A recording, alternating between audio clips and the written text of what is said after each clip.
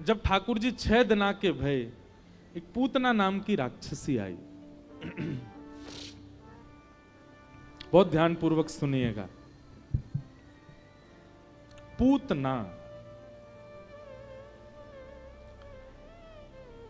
भगवत भक्ति में आप जब प्रवेश करेंगे तो सबसे पहली बाधा आपके जीवन में पूतना ही आएगी। पूतना का मतलब क्या है? अविद्या, अज्ञान। सबसे पहले अविद्या ही जीवन में आती है। अविद्या का रूप क्या होता है? ठाकुर जी में मन लगा पर कुछ समय बाद हटने लग गया, यह अविद्या का कारण होता है। आप पहले वृंदावन गए थे तो वृंदावन में बहुत गुण दिखे, वृंदावन अच्छा ही अच्छा लगा था आपको, सब अच्छे, ब्रजवासी अच्छे, वहां का प्रसाद अच्छा, दर्शन अच्छे, गलियां अच्छी, नगर अच्छा। पर आप जब दोबारा गए तो आपको किसी में दोष दिखा, यह अविद्या है। आप पहले कथा सुनते थे, आपका खूब मन लगता था, पर अब आप धीरे धीरे ज्यादा सुनने लग गए तो अब आपको व्यास जी में भी कमी लगती है, अब आपको व्यवस्थाओं में भी कमी लगती है, अब आपको कहीं ना कहीं किसी में, मतलब सीधी बात, भगवत संबंधी कार्यों में जैसे ही दोष दिखने लग जाएं, समझ जाओ कि आपके ऊपर पूतना का आक्रमण हो गया है, अविद्या। इससे बचो।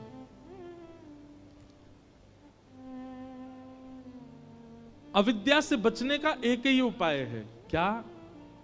आप जो सत्संग श्रवण करते हैं उसका बहुत चिंतन किया करो, क्योंकि चिंतन जो होता है ना, वो चिंतन ही सुनी हुई बातों को, सुने हुए कथा को, वह उसका निचोड़ निकाल करके आपके चित्त में व्यवस्थित करता है, जिससे अविद्या रूपी ये जो वायरस हैं, ये सब आपका स्पर्श नहीं कर पाते। भाई औषधि तो आप ले रहे हो, 7 दिन कथा सुन रहे हो, उसका मतलब औषधि लेना। 7 दिन बाद इस कथा का चिंतन करना मतलब परहेज करना। कोई व्यक्ति औषधि लेता है लेकिन परहेज नहीं करता, ठीक हो जाएगा? वो नहीं हो सकता। परहेज आवश्यक है। आपको डायबिटीज बता दी डॉक्टर ने, दवाइयां दे दी, सुबह खाने से पहले, दोपहर भोजन के बाद, रात्रि सोने से पहले, जो भी हो। आपने 6 महीने दवाई ली, उसके बाद शुगर चेक किया 300 पार। डॉक्टर बोला दवाई लेते थे? बोले मैंने पत्ते खत्म कर दिए कितने सारे, रोज खाता था। फिर ठीक क्यों नहीं हुए? अपना भोजन प्रसाद बताओ कैसे करते थे? बोले सुबह उठते ही हम पराठे खाते थे, दोपहर राजभोग पाने जाते थे, उसमें जलेबी खाते थे, रात्रि सोने से पहले बढ़िया खांड की मिश्री का दूध पीते थे। डॉक्टर बोले भैया तू लाख दवाई ले, कुछ नहीं होना। क्यों? परहेज नहीं है। कथा सुनना औषधि लेने के समान है, पर कथा का चिंतन करना, निरुध्यासन करना, उस पर थोड़ा विचार करना कि व्यास जी जो कह रहे हैं उसका तात्पर्य क्या है, यह परहेज के समान है। बिना परहेज के औषधि काम नहीं करेगी। नहीं, कभी कभी मन में आता है, इतने लोग कथा में आते हैं, सबको ठाकुर जी क्यों नहीं मिल जाते? क्योंकि औषधि ले रहे हैं, परहेज नहीं कर रहे। परहेज करो। तो पूतना से बचने का एक ही तरीका है, औषधि तो लीजिए पर उसका चिंतन भी करिए। तत्श्रवणवन प्रपठन विचारण परो भक्त्या विमुच्चेन्नर। बिना विचार किए लाभ नहीं मिलेगा।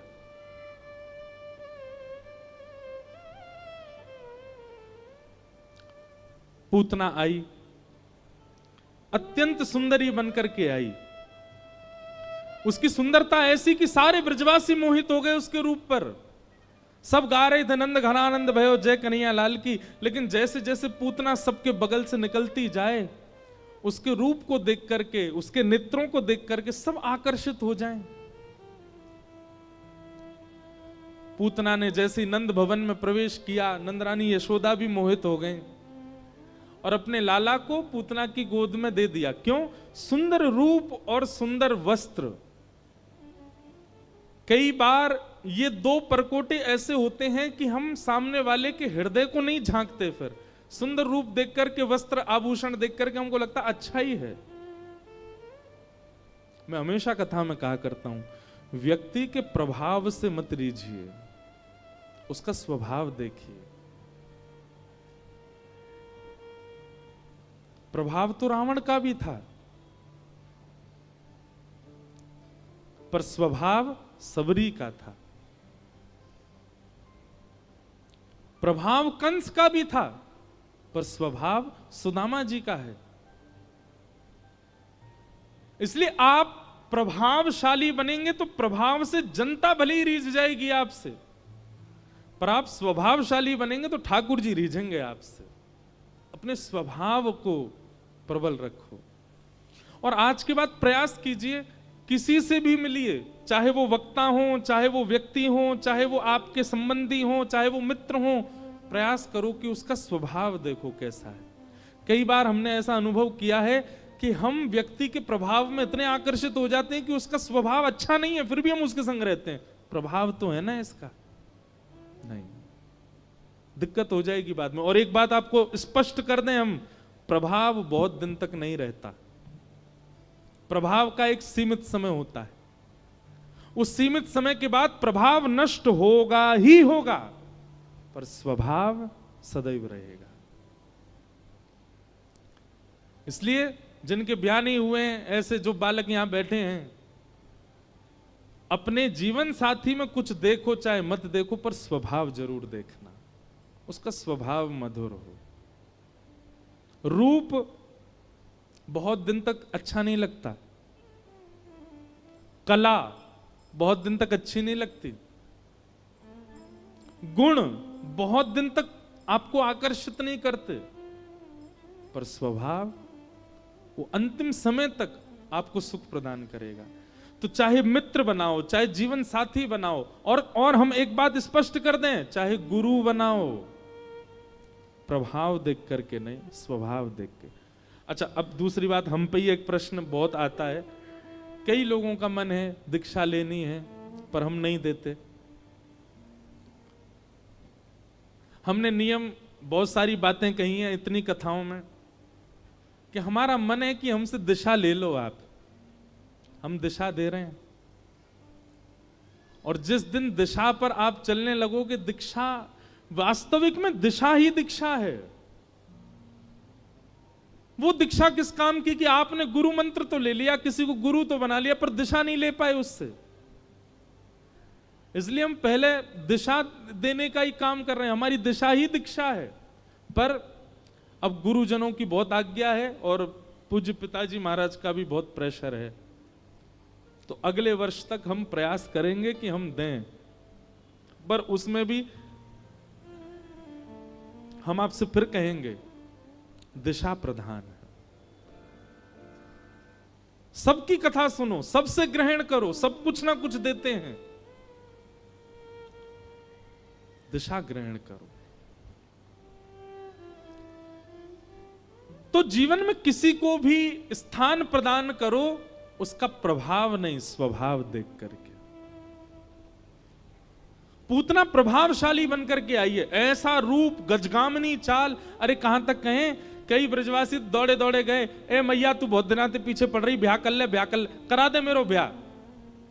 कौन ते करेगो, वो आ रही, क्या बात करा दे, देखियो मैया कितनी सुंदर लग रही है। अरे ब्रजवासियों की छोड़ो, पूतना जब नंद भवन में गई है तो यशोदा मैया के भी चित्त में ये भाव आ गया, इतनी सुंदर। अरे विधाता, या तो तेने मेरो लाला कछु साल पहले भेज दिया हो, तो या ये छोरी कछु साल बाद आती तो यही तो ब्याह कराती अपने लाला को। कितनी सुंदर है। ठाकुर जी कह रहे हैं मैया रुक जा, अभी तेरे बहू को रूप दिखाऊं। यशोदा मैया बोली आओ बहन, कहां से आई हो?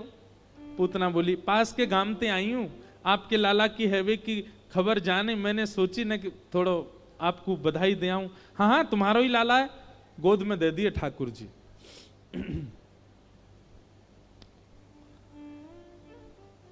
यशोदा मैया किसी कार्य से बाहर चली गई, इतना विश्वास अटूट हो गया उसके रूप पर कि ये अच्छी ही होगी। पूतना ने गोद में ठाकुर जी को लिया, अब यहां पर आश्चर्य की बात क्या, जिसके रूप पर सब मोहित हो गए, जिसके रूप को देख करके सब आकृष्ट हो गए,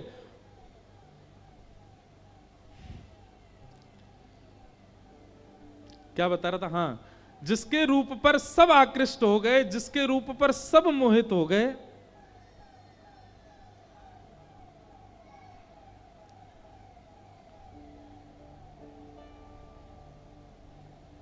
उसको ठाकुर जी ने नहीं देखा। गोपाल जी ने गोद में जाते ही अपनी दोनों नेत्र बंद कर लिए, दोनों नेत्रों पर हाथ रख करके भगवान ने उसके रूप को नहीं देखा।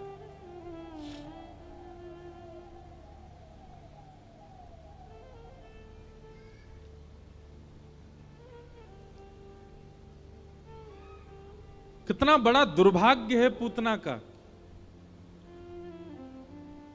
पूरे विश्व को प्रभावित कर लिया लेकिन विश्व रचयिता को प्रभावित नहीं कर पाई।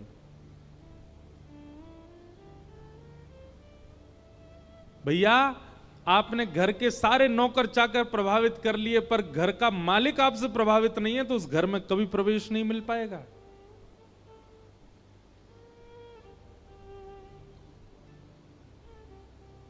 पूतना को चाहिए था कि ऐसा रूप निर्माण करती कि ठाकुर जी उसको देखते, पर ठाकुर जी ने नेत्र तो बंद किए, ऊपर से हाथ और रख लिए, नहीं देखा पूतना को।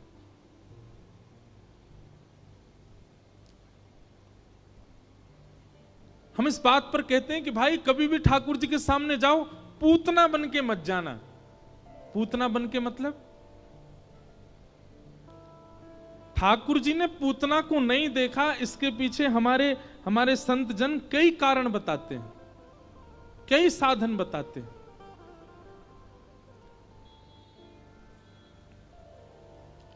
और उन कई कारणों में एक विशिष्ट कारण है,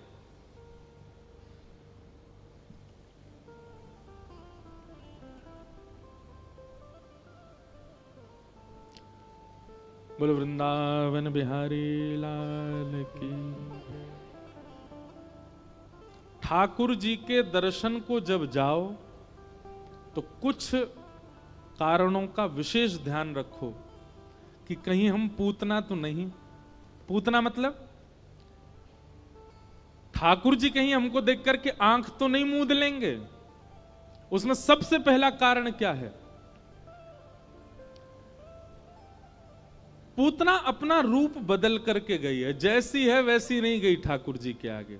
उसका वास्तविक रूप तो क्रूरता है, उसका वास्तविक रूप तो वो राक्षसी है, उसका वास्तविक रूप तो वो बाल घातनी है। उसका वास्तविक रूप ऐसा नहीं है जैसा वो बना करके गई है ठाकुर जी के आगे।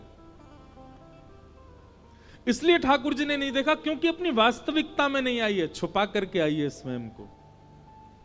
तो भैया कभी भी ठाकुर जी के सामने जाओ तो एक बात को ध्यान रखियो, दुनिया के आगे कितने रूप बनाए लो, दुनिया के आगे कितने सहज सरल सुंदर बनने को प्रयास करो, पर जब वृंदावन जाओ, ठाकुर जी के सन्मुख जाओ तो जैसे हो वैसे जाओ। जो वास्तविकता है उस वास्तविकता को लेकर के जाओ। सूरदास जी की पंक्ति मुझे बहुत प्रिय लगती है। सूरदास गा रहे हैं, दोबारा सुनिए, कौन गा रहे हैं? सूरदास, जिनको साक्षात भगवान दर्शन देते थे।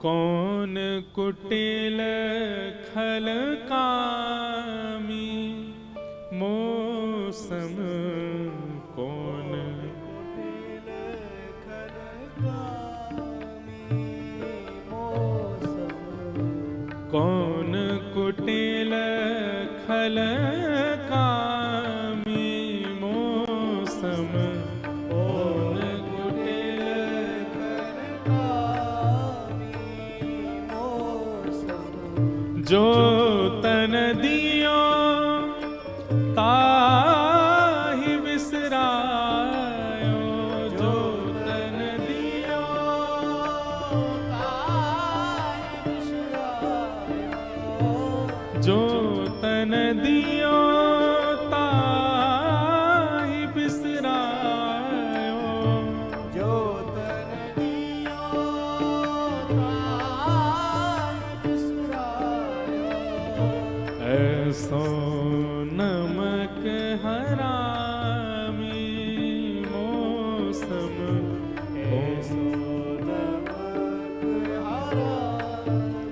ये सूरदास जी कह रहे हैं, जो इतने बड़े प्रबल भक्त हैं ठाकुर जी के, कि ठाकुर जी प्रत्यक्ष दर्शन देते हैं जिनको, बिना नेत्रों के जो ठाकुर जी की प्रत्यक्ष लीला का अनुभव कर लेते हैं, उन सूरदास जी की वाणी है कि कौन कुटिल खलकामी मौसम। तो हम लोग तो जाने कहीं पड़े होंगे, हम लोग तो जाने किसी स्थिति में होंगे। भैया ये संसार सबसे बड़ी पूतना है, यहां हर व्यक्ति पूतना बना घूम रहा है। अंदर से कुछ है, स्वभाव कुछ कह रहा है, मन में विचारधारा कुछ है, पर बाहर से ऐसा दिखा करके चल रहे हैं कि नहीं हम तो परम पवित्र हैं, हम तो परम श्रेष्ठ हैं, हम तो परम शुद्ध हैं। और क्षमा कीजिएगा, ठाकुर जी को जो जो गुण बहुत अप्रिय लगते हैं उनमें से एक अवगुण यह भी है कि व्यक्ति है कुछ पर दिखाता कुछ चल रहा है संसार को।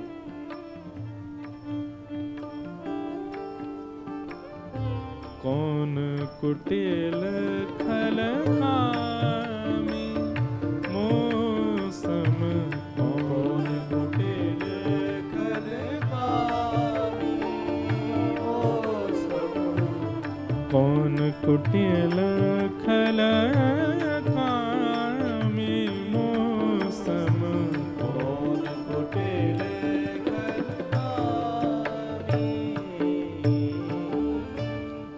ठाकुर जी को जो अवगुण अत्यंत अप्रिय हैं, जिनके कारण भक्त सदा ठाकुर जी से विमुख रहता है, उनमें कुछ अवगुणों में एक अवगुण यह भी है, क्या कि व्यक्ति अपने स्वभाव से कुछ है पर बाह्य एक बहलूपिया बना घूम रहा है। और आजकल ऐसे लोगों की तादाद बहुत ज्यादा हो गई है संसार में।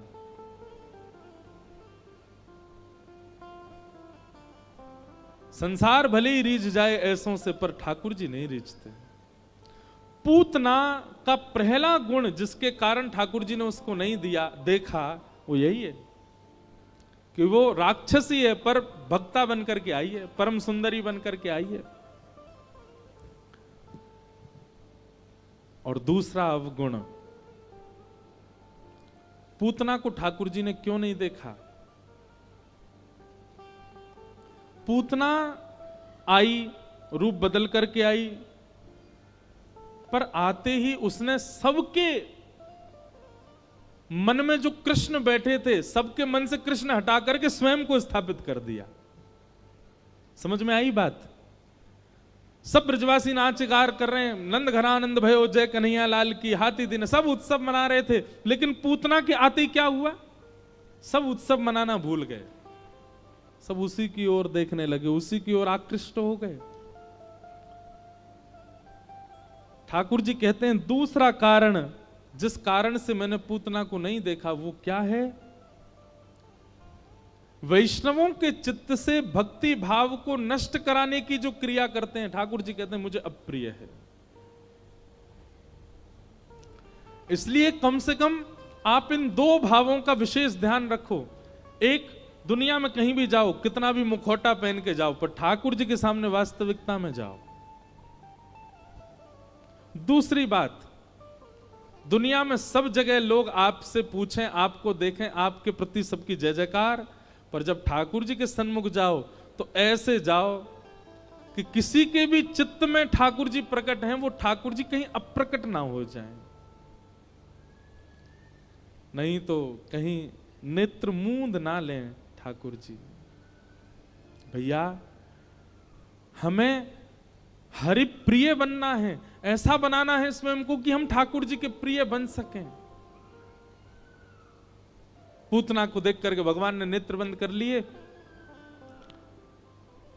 यशोदा मैया जैसी बाहर गई, पूतना ने अपनी गोद में ठाकुर जी को लिया, जैसे ही अपना पयोधर भगवान के मुख में दिया, भगवान ने पहले तो उसके विष को पिया, उसके पुण्यों को पिया, उसके पापों को पिया, उसके रसतत्वों को पिया। दुग्ध को पीते हुए भगवान ने प्राणी समम रोष समन्वितो पिबत, ठाकुर जी ने जैसे ही पूतना के प्राण पीने प्रारंभ किए, पूतना व्याकुल होने लगी, राक्षसी रूप में परिवर्तित होने लगी। और विकराल विशाल रूप धारण कर लिया। सामुंच मुंचाल मित प्रभाषणी, अरे बालक छोड़, अरे बालक छोड़, चिल्लाने लगी पूतना। लेकिन गाढ़म कराभ्याम, ठाकुर जी ने इतना कसकर के उसके प्राणों को पकड़ा है कि पूर्ण जोर लगाने पर भी ठाकुर जी उससे दूर नहीं जा रहे हैं। अंत तो गत्वा, विशाल रूप धारण करके पूतना के प्राण निकल गए। प्राणों को ठाकुर जी ने पी लिया और पूतना का वध हुआ।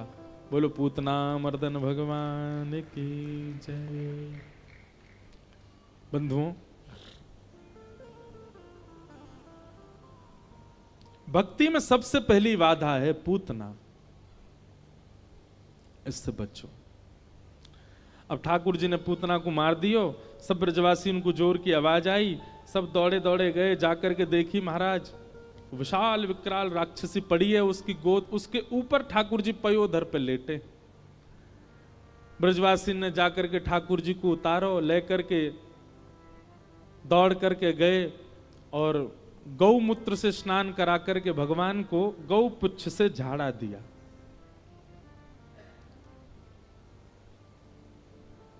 लेकिन यहां पर समझने वाली बात यह है कि पूतना को मार करके ठाकुर जी ने वह गति प्रदान की जो माता यशोदा को कभी प्राप्त होनी चाहिए थी। पूतना लोक बालग्नि राक्षसी रुधिरासना जिघांक्षयापि हरये स्तनम दत्त्वाप्सद्गतिम्।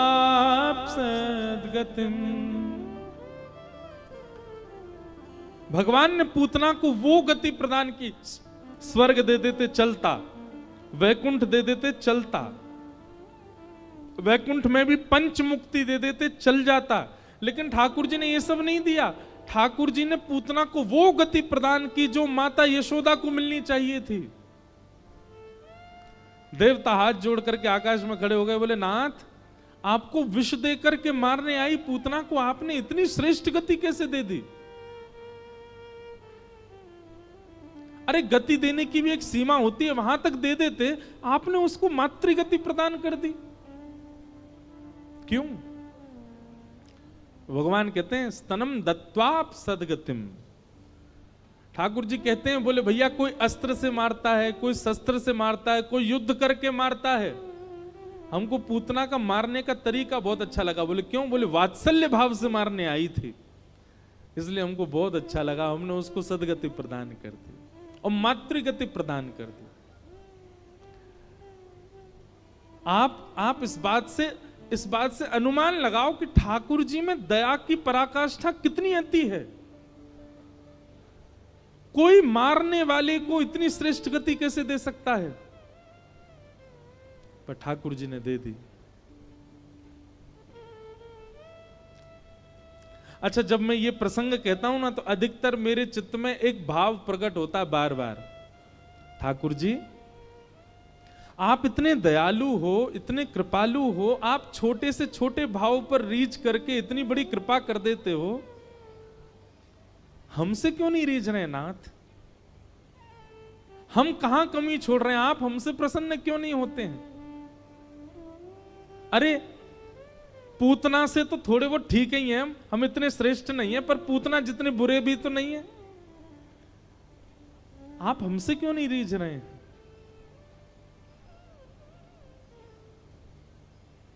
क्या वह स्वभाव पहला सरकार अब नहीं है? क्या वह स्वभाव पहला सरकार? मेरा बड़ा प्रिय भाव है।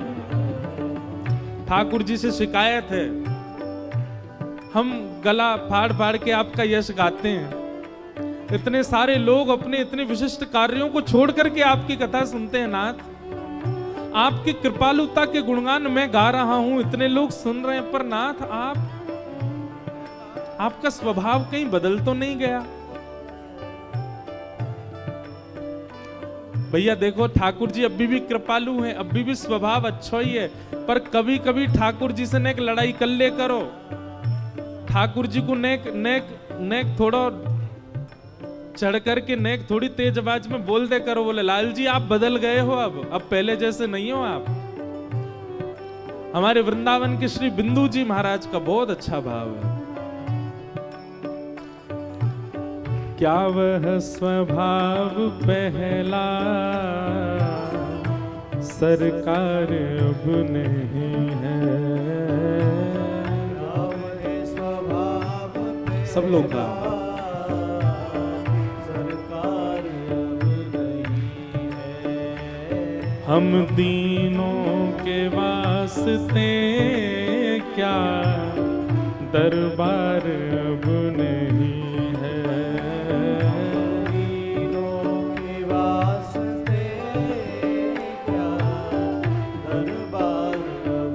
सुन करके सब गाओ। क्या वह स्वभाव पहला सरकार अब नहीं है।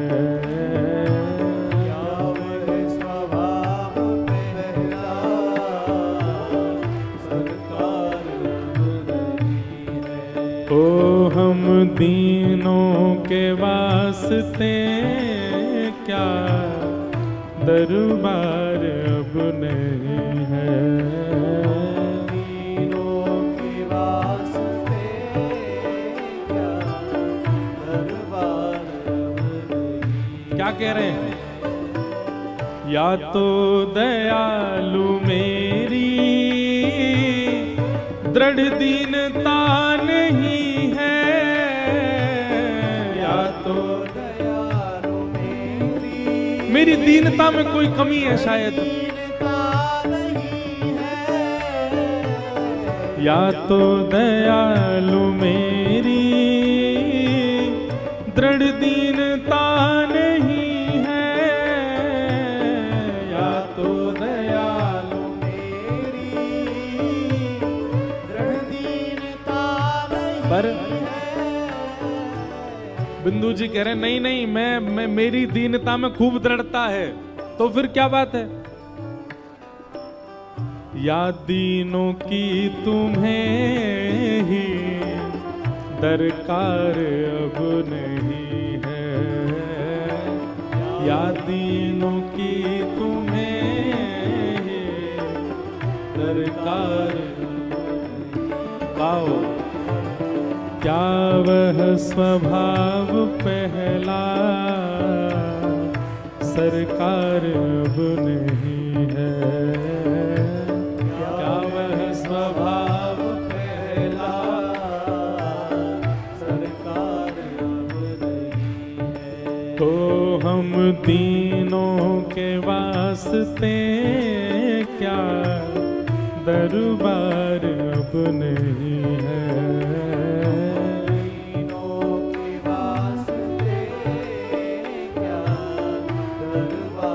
श्री राधा रमण लाल की।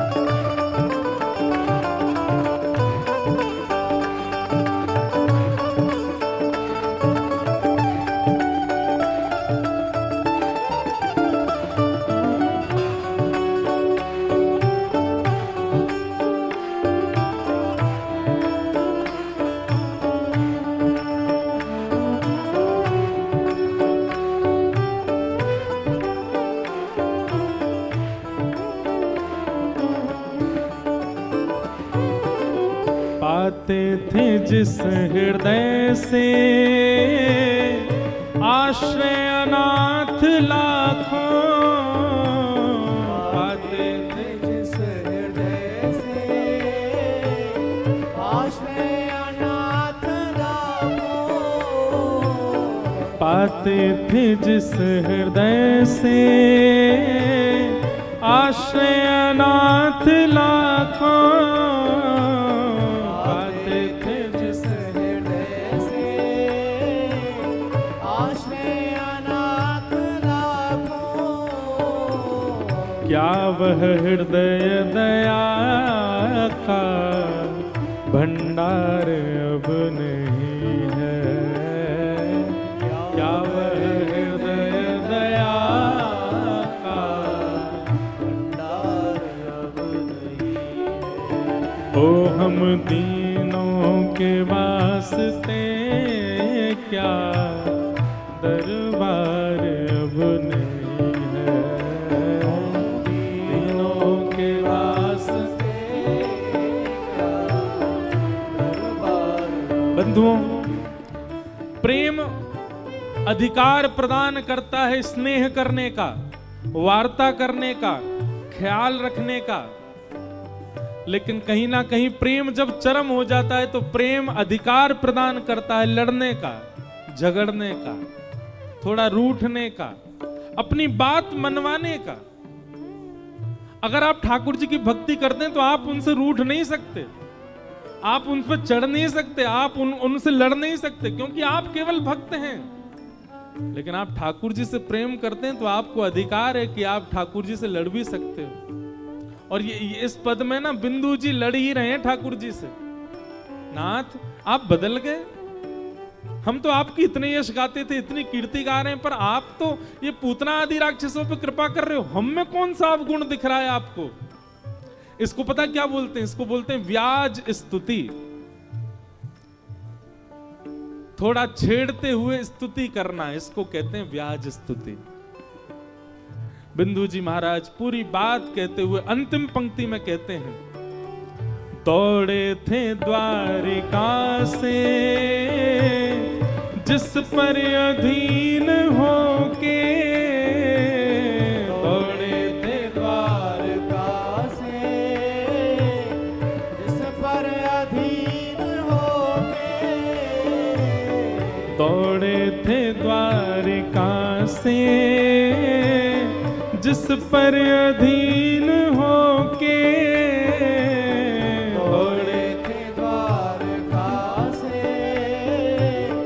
जिस पर अधीन होके। कब दौड़े थे ठाकुर जी? जब भरी सभा में द्रुपद सुता को निर्वस्त्र किया जा रहा था।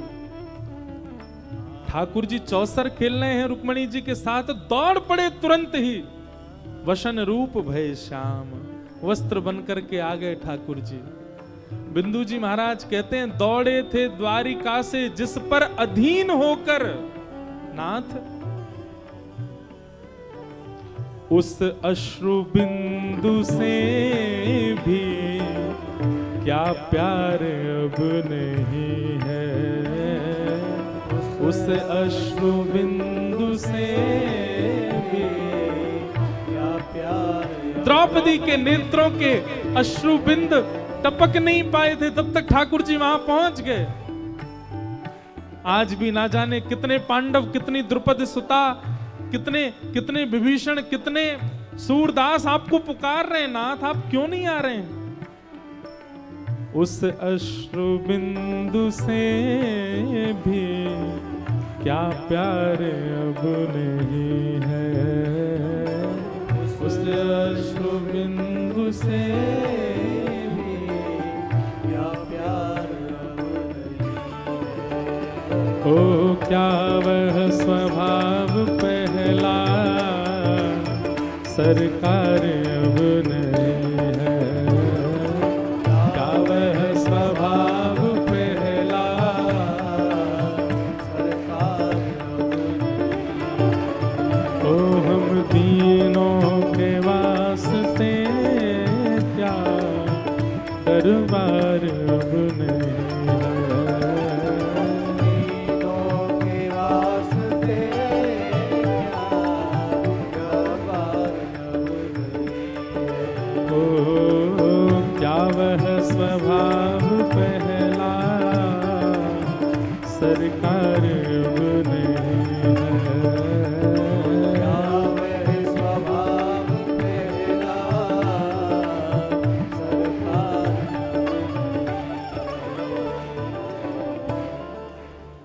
बोलो वृंदावन बिहारी लाल की जय। तो पूतना पर ठाकुर जी ने ऐसी कृपा की कि उसको वो गति प्रदान की जो मां यशोदा को मिलनी चाहिए। क्यों? न जाने कौन से गुण पर दया निधि रीझ जाते हैं। आपका ना जाने कौन सा गुण उनको अच्छा लग जाए। सबरी बेर खिला रही हैं तो कहीं खट्टे तो नहीं है, तो चख करके दे रही हैं राम जी को, और राम जी वही खा रहे हैं जो चख करके दे रही हैं। क्यों? वो सबरी का भोलापन राम जी को भा रहा है। आपका कौन सा भाव, कौन सी अदा ठाकुर जी को। वहां कर्मा बाई बिना नहाए धोए ठाकुर जी के लिए खिचड़ी बनाती है, बिना नहाए। सुबह उठते ही सीधा खिचड़ी बनाने बैठती है, ठाकुर जी दौड़ के जाते हैं उसकी खिचड़ी खाने। किसी ने कर्माबाई को कहा, अरे नहाया धोया करो, थोड़ा पवित्र होकर के बनाया करो। एक दिन कर्माबाई ने नहा धो करके जब खिचड़ी बनाई, ठाकुर जी आए, नेक चक्कर के बोले, कर्मा आज तो बिल्कुल स्वाद नहीं बनी है। कर्माबाई बोली, आज मैं नहा ली थी। बोले, नहीं तू कल बिना नहाए धोई बना कर, मुझे उसी में स्वाद आता है। कहा हमारे लिए वेदों में इतने नियम बना दिए, नहाओ धो, ये करो, इतनी पवित्रता शुद्ध, पर जरूरी नहीं है कि आप भी यही करो। कर्माबाई की खाने आए तो कर्माबाई का भाव वैसा था।